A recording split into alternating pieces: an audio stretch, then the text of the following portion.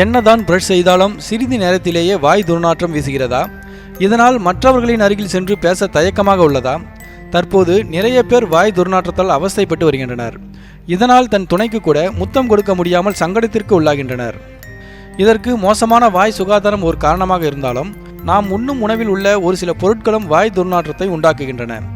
மேலும் கடைகளில் விற்கப்படும் மவுத் வாஷ்களும் எந்த ஒரு பலனும் கொடுப்பதில்லை.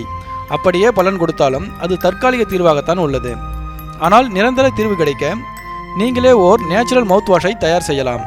இதற்கு நீங்கள் செய்ய வேண்டியது 2 எலுமிச்சை பழங்கள், 1 கப் வெதுவெதுப்பான நீர், அரை டீஸ்பூன் பட்டை பொடி, அரை டீஸ்பூன் சோடா உப்பு மற்றும் 1 டீஸ்பூன் தேன் ஆகியவற்றை எடுத்துக்கொள்ளுங்கள். ஒரு பாட்டிலில் எலுமிச்சை சாறு, பட்டை பொடி, சோடா உப்பு மற்றும் தேன் சேர்த்து அத்துடன் வெதுவெதுப்பான நீரை ஊற்றி நன்கு குலுக்க வேண்டும். பின்பு அதில் 1 அல்லது 2 டீஸ்பூனை வாயில் ஊற்றி ஒரு நாளைக்கு பலமுறை வாயை கொப்பளித்து வந்தால் வாய் துர்நாற்றம் நீங்கும்.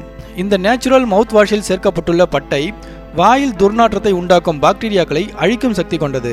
தேனில் ஆன்டி பாக்டீரியல் தன்மை உள்ளது. இதுவும் வாயில் இருக்கும் தீங்கு விளைவிக்கும் பாக்டீரியாக்களை அழித்துவிடும். பேக்கிங் சோடாவில் உள்ள ப்ளீச்சிங் தன்மை பற்களில் இருக்கும் மஞ்சள் கரைகளை அகற்றும்.